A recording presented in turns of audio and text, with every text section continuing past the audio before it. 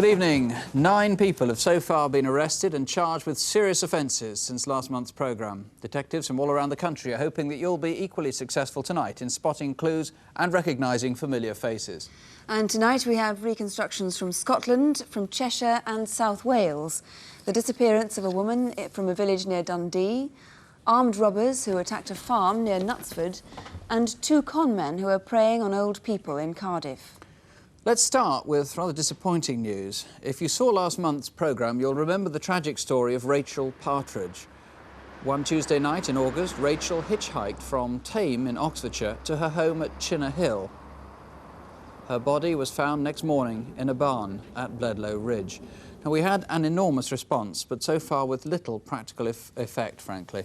No one recognised the man seen near the barn, and police have asked us to appeal again to a woman who apparently rang from High Wycombe saying she'd also been attacked, perhaps by the same man. Her information could be crucial. Please ring again and give your name. Here's the number, 01811 8055. Well, Hertfordshire police were very pleased with the response to our reconstruction of a £250,000 fraud. Stolen documents were used to purchase foreign currency, but the voice of one of the fraudsters was recorded on tape. Hello, yes, my name is John Bailey, Director and Secretary of Wilmot. I want to buy German bonds. Well, as a result of broadcasting that last month, police are now following a number of new leads, and we'll let you know what happens next. We also reconstructed an audacious series of crimes in which thieves surreptitiously drained oil from cars, then offered to repair them. I won't need the house keys, just the car key. OK. 150 viewers called with information and 3 reported attempted thefts by the same team. Others gave detectives new evidence about how stolen cars, principally Mercedes like that one, are being shipped abroad. And we also showed how stolen cars are given new identities with chassis numbers taken from wrecked cars of the same make. It's known as ringing. And one viewer called to say he'd seen a wrecked car near his home and then just hours later saw what looked like the same car again on the road running as good as new. The police checked out the details and a man has been arrested as a result of that call. Several viewers recognised a picture taken by a security camera during a raid on a London building society. As a result, a man has been charged with 9 robberies and 4 attempted robberies. And another man has been charged with assaulting 2 girls in Merseyside. The crucial information came from a police officer 80 miles away in the Midlands. He realised that our Crimewatch video fit bore a resemblance to a man that he'd just arrested for a sexual assault in Birmingham. The man is now expected to be charged with a total of 6 offences. Well, finally, 6 people have been arrested as a direct result of a reconstruction we showed in July. A number of bank drafts had been stolen while in transit through Heathrow Airport, and these were used to buy gold bullion, paintings and other goods. Some of the property has now been recovered. The 6 people have been charged with conspiracy and inquiries are continuing. The first of this month's reconstructions is a case that's been headline news in Scotland, the disappearance of Lynda Hunter. Some stories have associated Lynda with the missing London estate agent Susie Lamplugh, but police have no reason to link the 2 women, except that they're both missing. Maybe in Lynda's case, it's a mystery that you can help resolve. The story starts near the Hunters' home, Carnoustie, 12 miles from Dundee. Thursday, August the 20th. Every day, Lynda Hunter drove to the golf course to exercise her dog, Shep, on the nearby beach.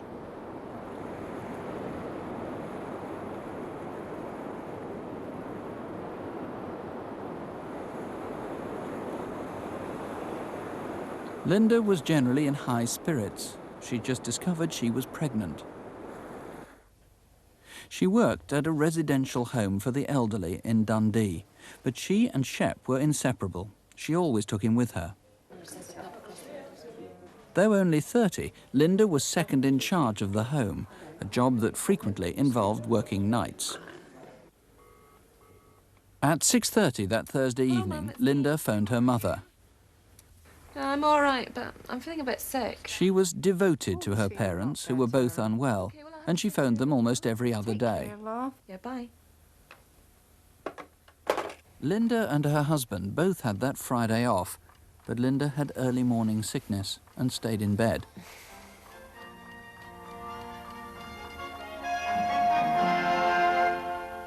precisely 8 o'clock on Friday the 21st of August. Her husband gave breakfast to his son and a friend who'd stayed the night. There's your breakfast. Day of killing. A team of specialist social workers... Shame you lost in the match last night, eh? ...help the bereaved.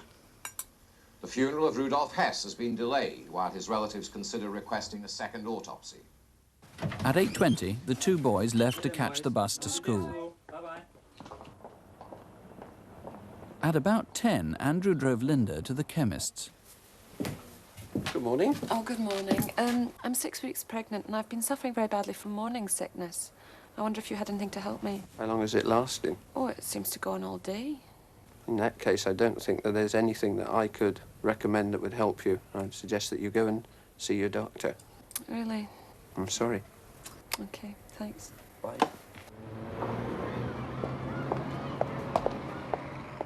Lynda went round the corner to the health centre and asked for a prescription from her doctor.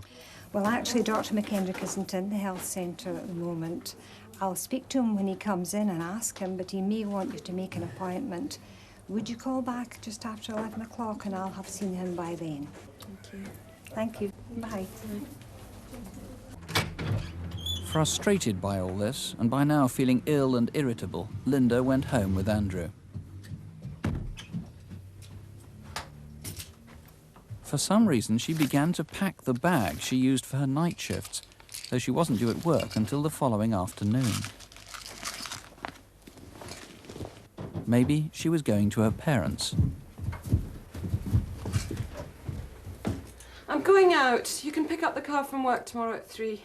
Well, I did need the car, Lynda. But if you're going to Dundee, you could give me a lift. If you're ready now, then come. If not, you can get the bus. Come on, Chip. Well, just give us a minute and I'll go get my files. Neither Lynda nor Shep have been seen since. Lynda often did stay with her parents, and they lived in Glenrothes, but they weren't expecting her.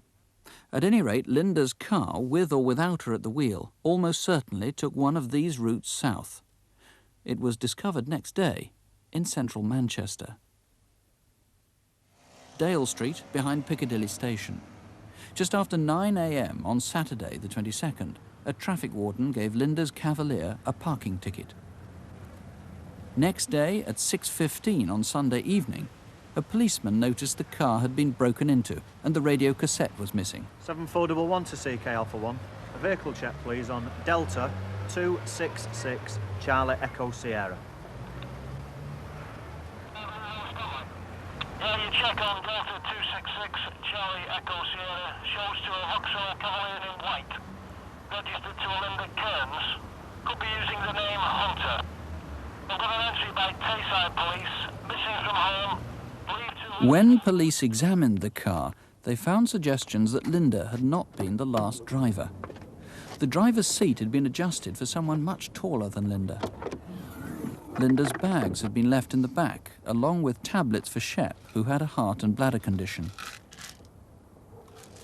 But her money, about £30, and 3 credit cards, were gone. One of her earrings was found lying in the boot. The grey covers that had been on all the seats had been removed from the front. And the floor mat on the passenger side was missing. Both the tools and the spare wheel seemed to have disappeared. In fact, the wheel had been fitted to the front offside. So where were the tools and the other wheel and tyre? It was a distinctive Antibes Cavalier. Somewhere between Carnoustie and Manchester, between Friday and Saturday mornings, that wheel had been changed. But where and by whom? Leslie Liney, it seems logical that whoever took off the seat covers and took the mat away from the floor was doing so to make sure there were no forensic clues left behind. This is certainly a very strong possibility. I know that technically you are not investigating a crime, but you must be fairly pessimistic about the chances of finding Lynda. We're very concerned for Lynda's safety, and I would certainly appeal to Lynda, if she should be watching this programme, to please contact us. You think there is a faint possibility she might still be alive? A remote possibility, I think. Now, her dog, of course, is also missing. Live or dead, may have been found. He's quite an old dog, 14 years or so. Yes, the dog's 14 years old. It's a cross collie. It has several distinctive features. All 4 feet are white. The dog has been neutered, and there is a small operation scar on the right haunch. Now, it also had a heart and bladder condition, didn't it? Yes. That's hence the pills. Maybe a vet has got some information about that. But it's only that very distinctive dog with that scar on the right back leg that we're interested in. Also, of course, there might be witnesses to the drive down, because that car, D266CES, had a puncture, by the looks of it. Yes, we would be very interested in anybody who may have seen the car between Carnoustie and Manchester on the 22nd of August of this year. It's quite a distinctive car. Incidentally, if anybody's found that tyre, the tyre itself, I know it's an MXL radial, anybody in the tyre business would know that's very rare, and it's obviously very rare to find one attached to a wheel somewhere. It's unusual, and it's unusual insofar as Vauxhall fitted it to that particular model, the Antibes, which there was only 2,625, I believe, produced. I think it would be most unusual to find that wheel and tyre lying by the roadside.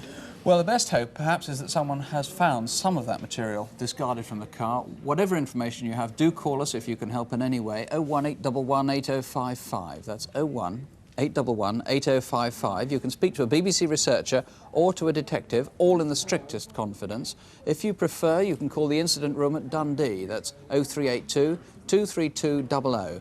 That's 0382, the code for Dundee, 232 00. Well, now to Incident Desk, and tonight a hit and run in Merseyside, a series of armed raids in Cumbria, and the search for a conman in the southwest of England. Here are Superintendent David Hatcher and Constable Helen Phelps. We'd like your help to solve the murder of 37-year-old Elsa Hannaway in the Moss Side area of Manchester early on the 30th of October. After an evening out, Mrs. Hannaway was seen outside the West Indian Community Centre in Westwood Road at 1:15 a.m. But from then until about 2:30 a.m, where she went is unclear, and Manchester police are very anxious to find out about her movements during that time.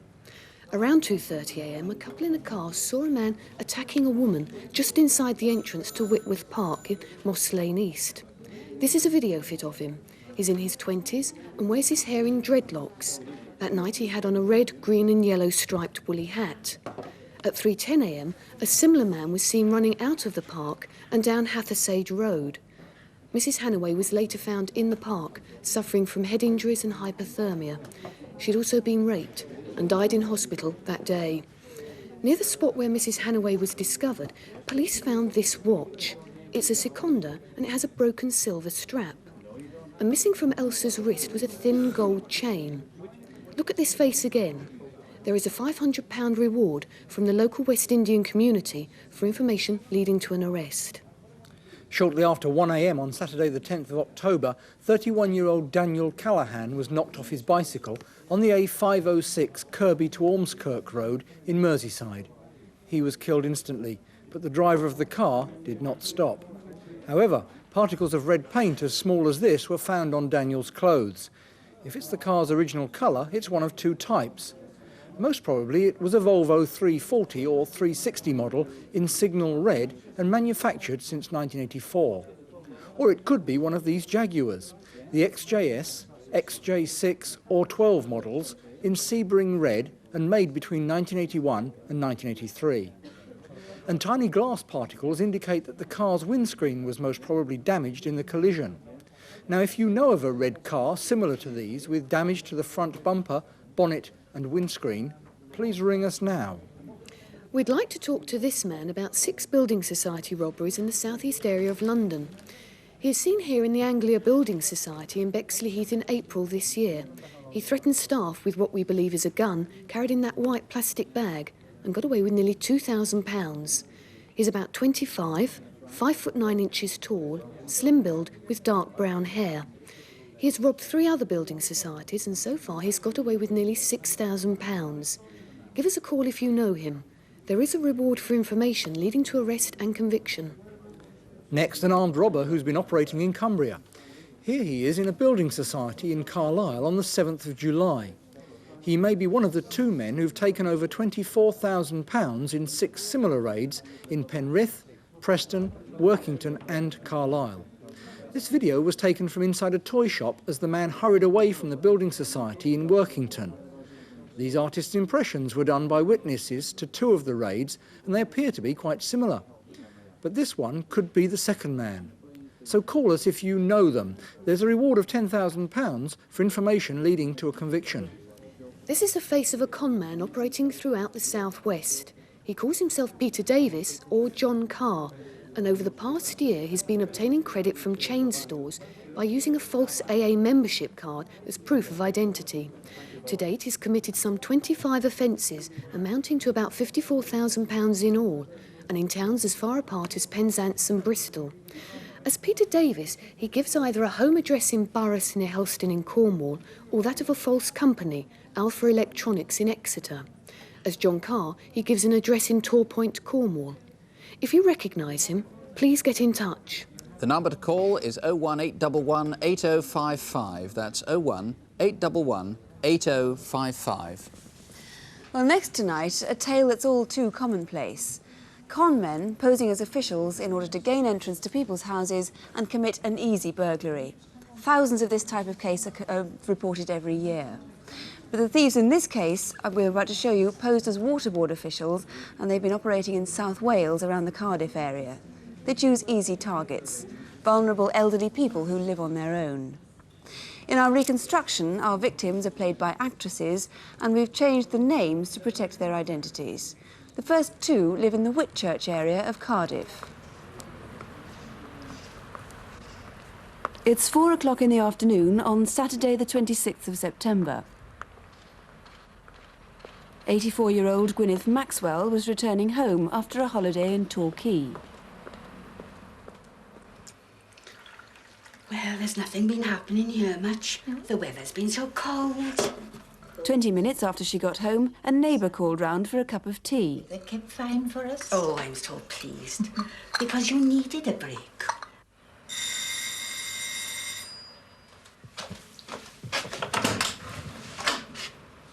Yes?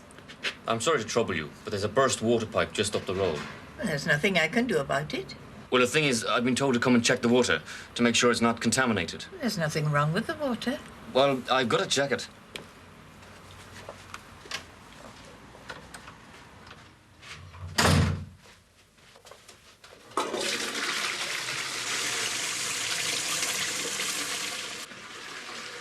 Well, it seems all right. But I better check the water in the kitchen.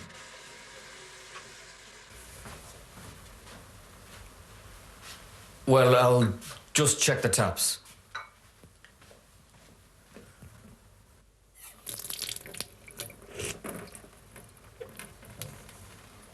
The water's fine. I'll be on my way now.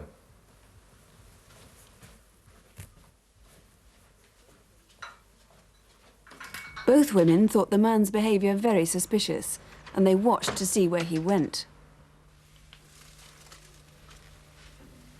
But it wasn't until there was a similar incident 19 days later that they reported the matter to the police.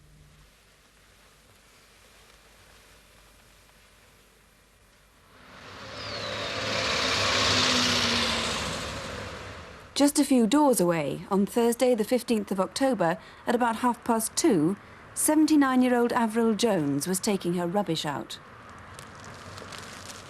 20 minutes later, she received a visit from someone who said the water pipes in the road were faulty. Can you press down on the cold water tap as firmly as possible? Yes? Whilst I go upstairs and check the bathroom. Here, use this cloth. All right. Now, you'll hear some bumping and banging, but eventually the water will come out muddy.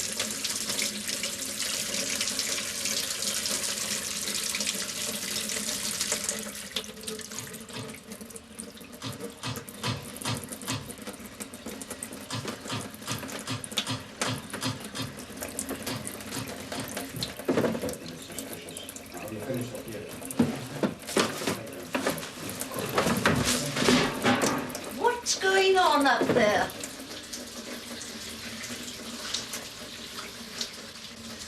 What's going on out here? Who's he? Oh, it's all right. He's with me. What time does your husband get home? Well, I can't say. But if it's anything to do with the pipes, you put a note through the letterbox. I'll do that. Realising she'd been conned, she phoned the water board, too late. But she was lucky. The men found nothing of value and had left empty-handed. But like many old people, Mrs. Jones was too shaken to give police a good description of the bogus officials. However, house-to-house inquiries revealed the visit of 19 days earlier, and Gwyneth Maxwell was able to help police build an identikit picture of the man who'd called on her. How's that? Absolutely. 8 days later, October the 23rd, in the Cateys district of Cardiff. At about 1:30, 86-year-old Louise Thomas was returning home from the post office. She, like all the victims, lives on her own.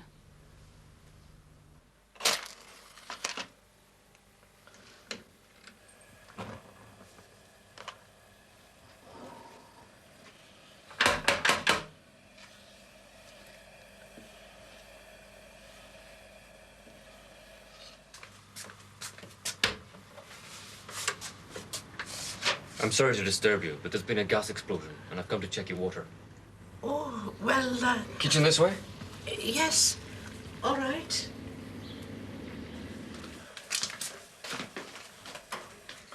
I've just got to check the purity. Can I have a glass of your water, please?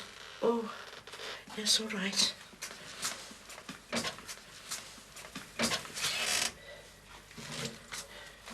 You are. Looks all right. Better test it.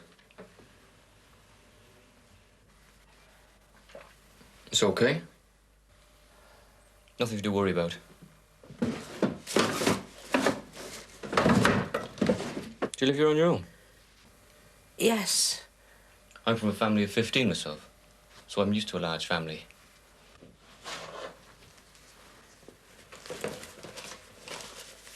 You're a Cardiff girl, are you? Yes. I've lived here all my life.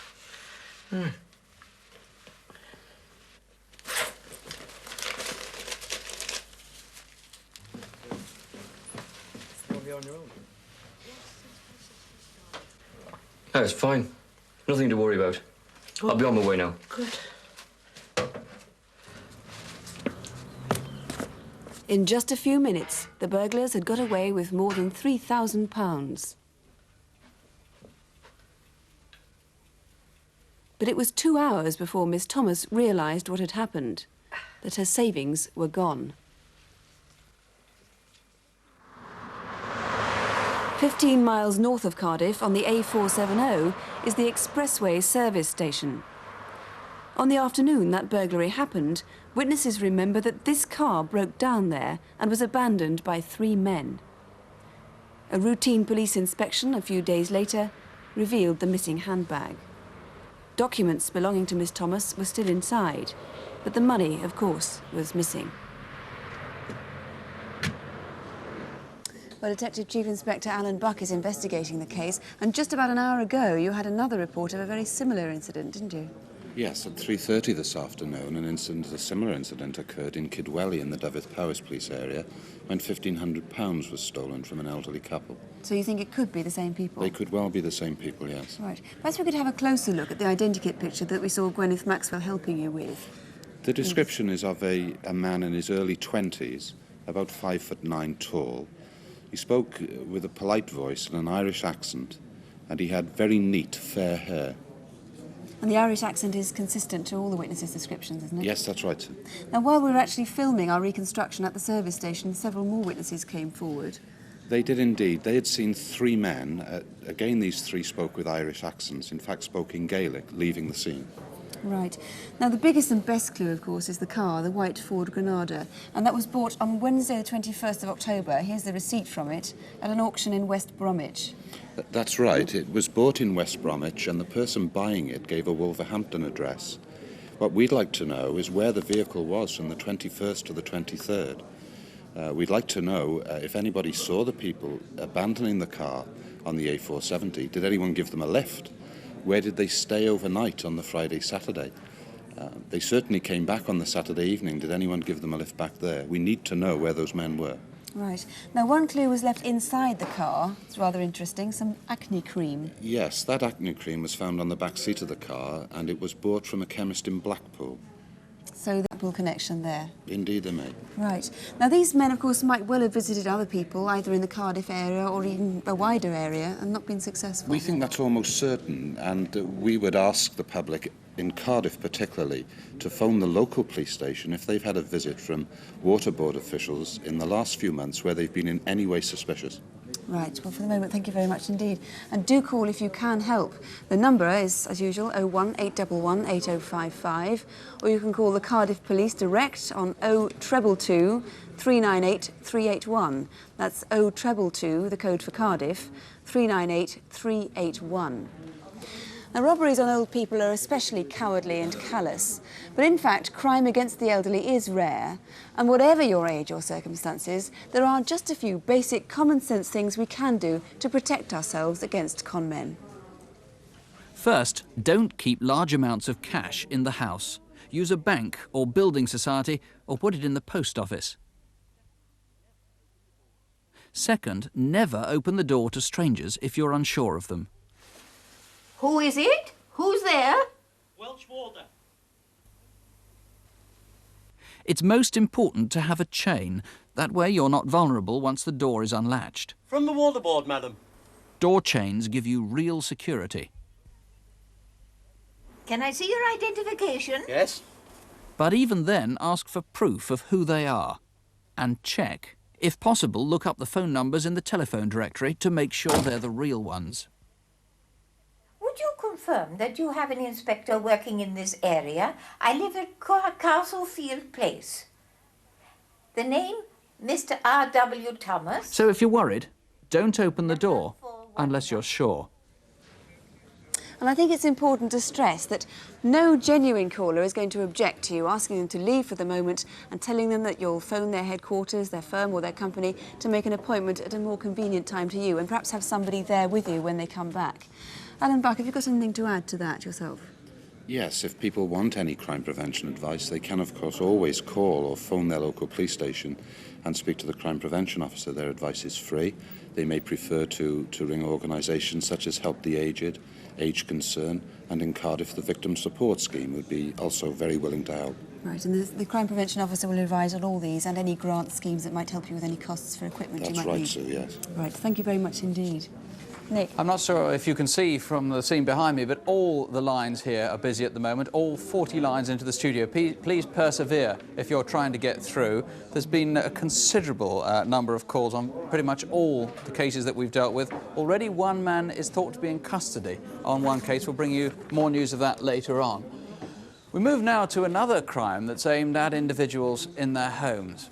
It took place at an isolated farmhouse, but even so, the robbers managed to attract quite a lot of attention to themselves. The victims were two women, one of whom was expecting a baby in just a few days' time.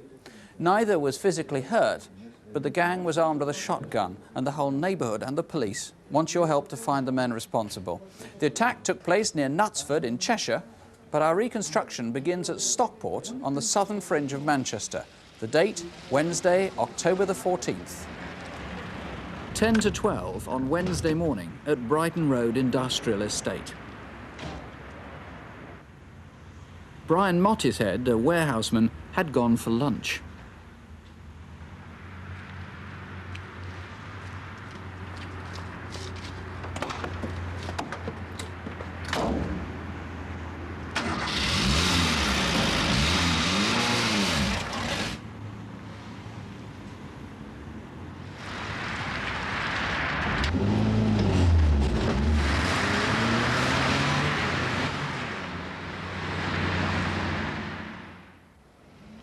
at 11 a.m, 6 days later, Tuesday the 20th of October. This farmhouse is 4 miles from the nearest main road. Kathy? Yeah? There's someone here. Will you come down with me? I don't like the look of them.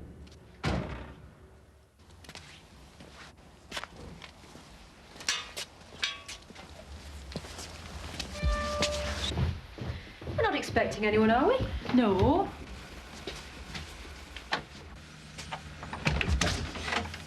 Hello? Hello, love. Is Chris in? No, he's not in. What do you mean he's not in?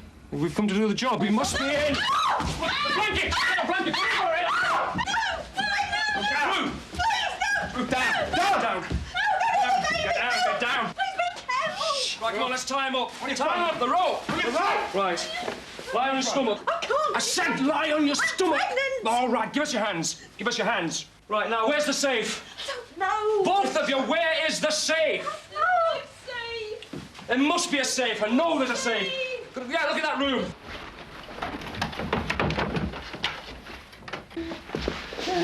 Oh, come on, love, where's that safe? There's no safe. Where's that safe? There's got to be a safe. Here. There's no safe. Where? Take my watch. Never mind your There's watch. cash. Where's... There's What? cash upstairs. Where? Dressing table. In the dressing table? Dressing table. All right.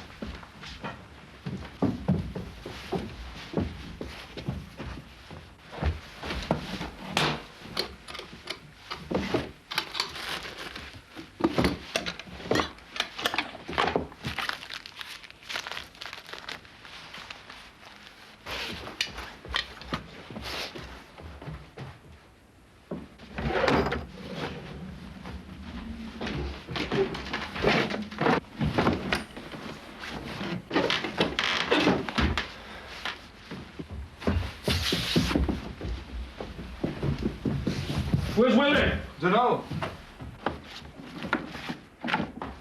Right, where are the keys? The keys to the Porsche. I haven't got them. My husband's got them. Take mine. They're in the fruit bowl in the kitchen. Willie, go and get them. Now, don't call the police. We won't. Don't worry, love. Just think of the insurance, eh?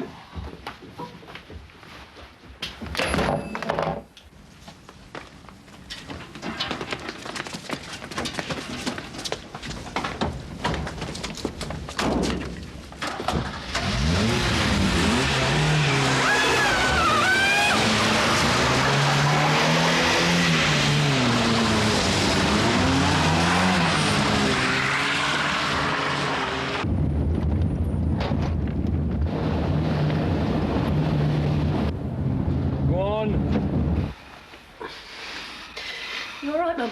Yeah, nearly got loose. How are you, love? I can't do it. Oh, I must get to the other phone upstairs. Oh, my God. Oh. Oh.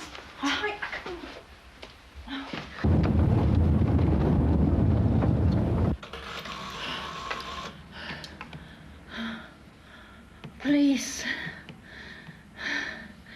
There's been a burglary. They've just left. Put your foot down.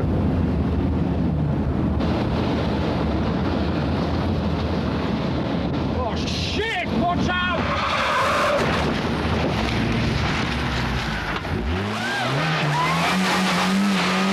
Stop the van, quick! Oi!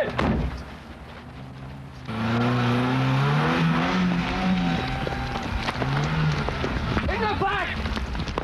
In the back! Whoa!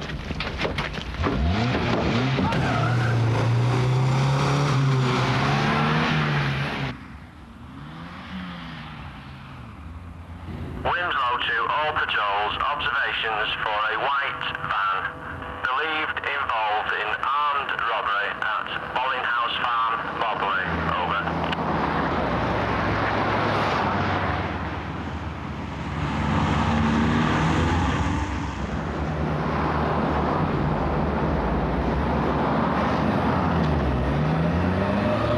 To Wilmslow, urgent.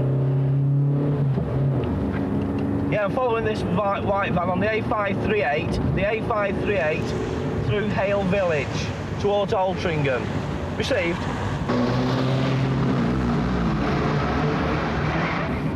Down.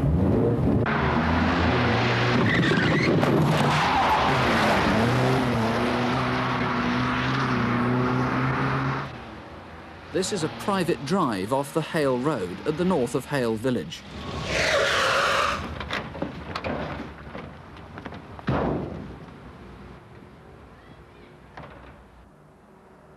One of the robbers was seen as he dashed across Hilltop, back into Hale Road, and then walked off towards the station.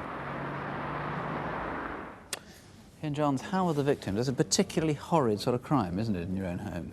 It is. Fortunately, the girl has now had a baby daughter and she's fine. But she's been through a very traumatic experience, as have all the family. So much so that they've now moved out of the house and out of the area. Seems a pretty incompetent gang. Let's come back to that in a moment. But where did they go when they split? Do you know in Hale Village? Well, all we know is that they went towards Altrincham. They went towards Delahaye Road, along Hale Road. From there, we don't know whether they took a taxi, they may have taken a lift, they may have gone to the railway station. And we appeal for anybody that could help us in that matter. The van was stolen, as we saw, in mid-October. It disappeared then for 6 days. You must presumably want to find out where it was until Tuesday the 20th of October. The main source of interest is that when this van was stolen, it had on it some stickers. It had an Italian flag on the bonnet of the vehicle and also had a Costa Pure Coffee sign on either door. And these were missing when the van was recovered. Now, the robbers themselves, we've got quite a good description of one of them, I gather. We have, and there was a good video fit of it. This man is 6 foot tall, he's white, he's 25 years of age, he's very slim, with a pale, long, thin face. He had curly, untidy hair and was wearing untidy working clothes. That was made with a BBC graphics artist for Crimewatch. Apparently, when one of the witnesses saw it, it was made by one. When the other saw it, she was absolutely astonished at the likeness. She thought it was such a good likeness that it made her shudder when she saw the picture. She was very impressed. Tell us about the string that was used to tie up one of the women. The string is very similar to cord used on curtaining, and it's been doubled up and knotted for strength. It's particularly unusual. Somebody might notice that pattern of using string. I said that the gang seemed pretty incompetent. They were in a number of ways, quite apart from drawing all that attention to themselves. Yes, it was not a very professional job. They came looking for a safe in the house. There was no safe in the house, and they didn't get very much money from that job. There is a reward, isn't there? There is a reward of £1,500 for any information that leads to the arrest and conviction of the offenders. And I take it you're not going to be too fussed who you give it to, provided you get the information. I just want the information. I don't care whether it comes from the criminal fraternity, from the family of the offenders. I just want to clear this job up. Right. Well, the number to ring, as always, is 01811 8055. You can, if you prefer, ring the Chester incident room. That's 0244 313 131. That's 0244, the code for Chester, 313 131. Well, on the Lynda Hunter case, we've just heard that we've had an anonymous call from a man who says he saw 2 men in a car very much like Lynda's, the Cavalier on Tebe, and were trying to sell a seat cover from it. So if that man could phone again, please, and give us more information, that's obviously quite crucial. Please do call us again. In fact, I gather it's been quite difficult getting through at times. The lines had been quite busy, but we are here till midnight. You could write to us at Crimewatch UK, BBC Television, London W12 8QT, or contact your local police. And tonight's phone numbers are going to be on CFAX on page 186, if you have that. We'll be back, hopefully, with some more results in just over an hour. That's Crimewatch Update at about 11:25. There'll be more news then on Open Air tomorrow morning at about 11:45. Do, of course, join us in the new year when we'll be back on Tuesday, the 12th of January. Meanwhile, have a very happy and crime-free Christmas and do, of course, sleep well. Good night. Good night.